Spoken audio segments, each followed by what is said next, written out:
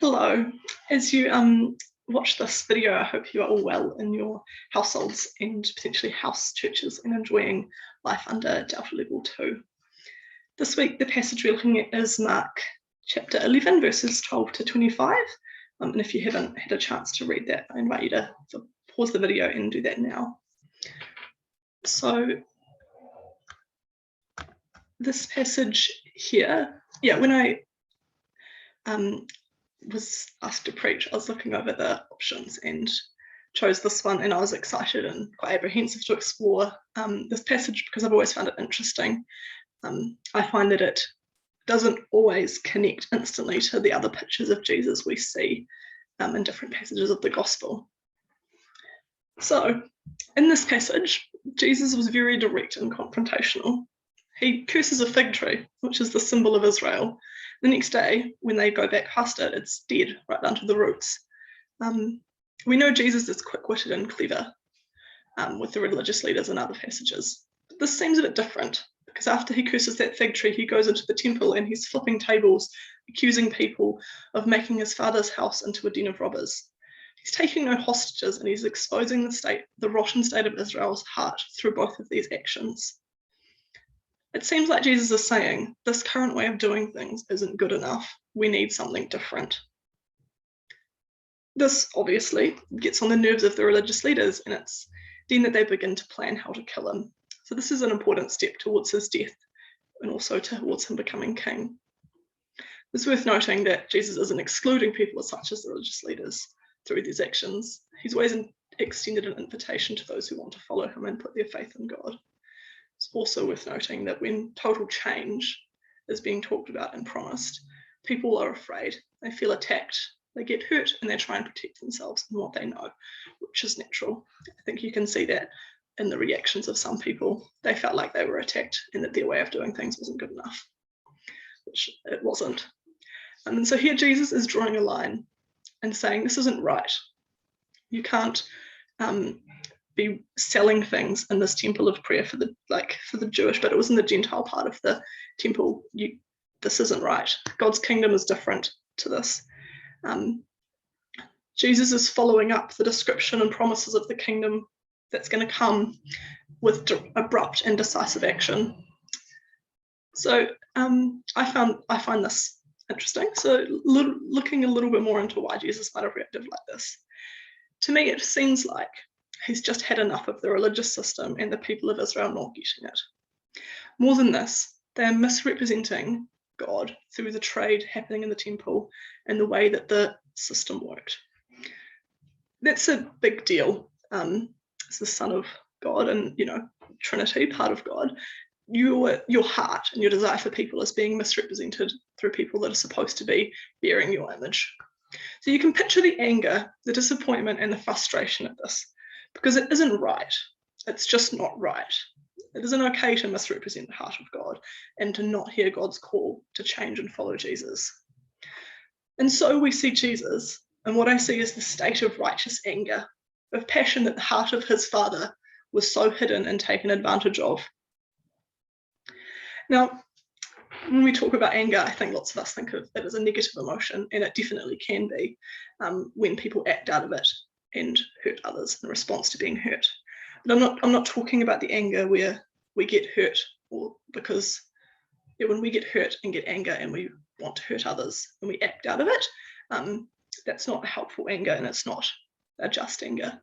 And recently I had this experience where someone really hurt me personally, and I found it incredibly difficult to control that and to not lash out and hurt them back, because I was so deeply hurt.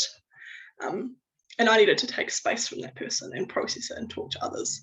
So this sort of personal, really pain-filled anger isn't what I'm talking about. I'm talking about the passion of something not being right for others in the kingdom view of the world. The week after I agreed to preach on this passage, we had several young people come over to our house before youth group, which is normal. We have dinner before they come up with us. But this time, 4 of the group were under the influence of substance. It was pretty obvious. I picked it up with one young person straight away. But we sort of still fed them dinner and let them hang out with the whole group because there was sort of 8 to 10 of them there. This is a complicated situation. It's not entirely clear-cut and easy to handle. So after some chats with the other leaders there and a call to someone, we talked it over with the young people and we ended up dropping them home. And we had some good conversations on the car ride. So I was feeling okay. It was a little bit gutting and a bit sad the way some of it happened, but it was all right. But the next day, a few other young people that had been there but weren't under influence came over to our house and we were doing some baking. And as we chatted, they told us that 3 of the 4 young people we'd dropped home had later left, done something illegal with another friend and been arrested. For me, that was really gutting. It's up there with the things you just don't want to hear. And I'm really sad because I think our young people are awesome. And when to be in those situations makes me gutted for them. Legally, and in our way of viewing the world, it's bad. They're 13 and 14. They were under the influence and they broke the law. We know that's not okay. And I think often we think it's silly and selfish and that they should know better. And pretty clear they were in the wrong. They shouldn't do those things. And while I was aware of that, that wasn't where my heart went. I was sad for them and disappointed that the night had ended like that. But the more I thought about it, and thought about it in the context of their world, because you can never take any person or any young person out of the context of their world. They need to be understood in that context. So when I was understanding the actions of these young people in the context of their world, I got really angry because I can see so clearly how for them, it's actually a harder decision not to do actions like that and to consume substances and break the law. And I see that it's when it's part of your world and your social group, it's harder not to. So I think it's important to understand young people in their context. And in the context that these young people have, these young Māori Pacifica young people, they have real and significant challenges and disadvantages in their lives. Going into detail tends to perpetuate negative stereotypes, and it may not be exactly accurate for them, these individuals. So I'm not going to list off the things that are wrong. But what I do see is that they are dealing with intergenerational pain, trauma, and loss. They don't have an equal shot to make better choices because their parents didn't and their grandparents didn't. The system in Aotearoa most of us have benefited from haven't served their whānau and them well. These young people have such resilience, resourcefulness, adaptability, humour, and loyalty. They have strengths. They've got such strengths. We just don't see it because they also break the law and they can be troublemakers and they can be antisocial. And I know for many years of my life, I just never got to know them. So when I think about these young people in the context of their world, I see a system that's failing them. I see their strengths and how they're fighting for space to survive. And I think often in my past, I haven't gone out of my way to help them. I'm trying to change that now, but I think it's too easy to just not see them in that context and see their strengths. We expect them to be better.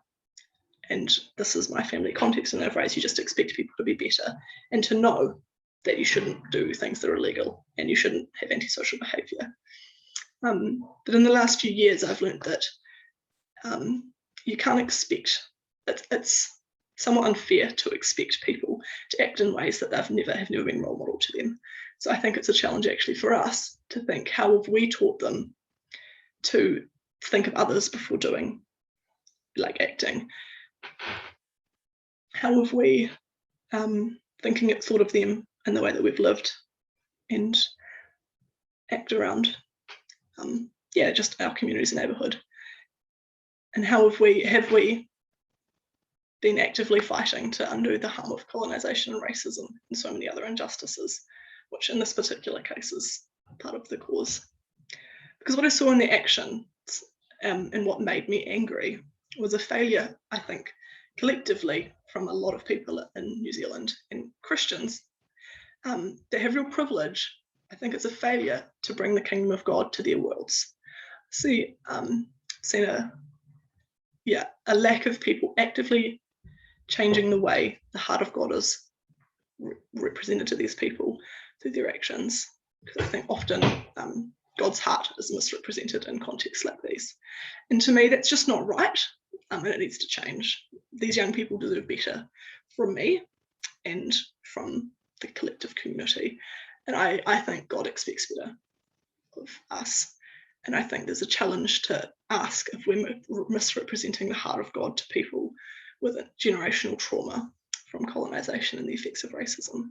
I think another example of this that I found challenging personally was I was studying with, we had a group assignment, and the two Pacifica women that I did that with, they were sharing how they found it hard to accept and value one of the newer Pākehā tutors who really challenges you to do better while offering support, because they weren't used to white folk going out of their way to help them. And I think that cut quite deep to hear, because I think that's something that I've struggled with, to go out of your way to help the other. And I think there's a challenge of how can I reflect the heart of God in such relationships. So on the way to becoming king, Jesus predicted the destruction of a kingdom that just wasn't right, that misrepresented the heart of God. He did so directly and unashamedly. He did so with righteous anger, passion, and knowledge that things can be different, and they will be different. And he followed that up with action, as you see in this passage where he curses the fig tree, the symbol of Israel, and he goes and flips tables. He's acting and saying, this isn't the kingdom that we're supposed to be having, like this isn't the kingdom of God. So I believe things can be different. Like I believe the world can be different. But they need changing. You don't get difference without change. And change is hard, and people get hurt and take things personally. It can be hard to recognize Jesus, his kingship, and what his kingdom looks like, especially when it will cost us. In this area, I've recognized this sort of injustice and the sense of something not being right. Shared about it fueling a real sort of anger in me, that things need to change. But I also know that I'm definitely not the most experienced or best equipped to foster change in this particular space. But what I also know is that with humility, I can put myself in places where I can learn from others and partner with them to see change happen over time. And I want to offer this invitation to be part of change, of changing what God shows you is just not right, because each of us will have those things that God puts in our heart that we know just aren't right and just don't reflect God's heart. So I want to, invite you guys to act on those things. And I think it's better when we act on them in community. So talking about them with people, those things, what are those things that stir your righteous anger, and sharing them. And with humility, confronting and working to change things that stand in the way of God's kingdom and that misrepresent God's heart. Because as Jesus steps towards becoming king, he is also creating a new kingdom which he will rule with new ways of being. And we're invited to participate in fulfilling those kingdom promises as we wait for Jesus to return and for God's kingdom to be totally realized in time and space. So with this passage, I invite us to reflect on the spaces we have recognized God's heart being misrepresented, where something just isn't right, and perhaps we have felt that righteous anger, that things need to change and be done better. This example that I shared is just one of many places that need to see change in the kingdom of God being brought.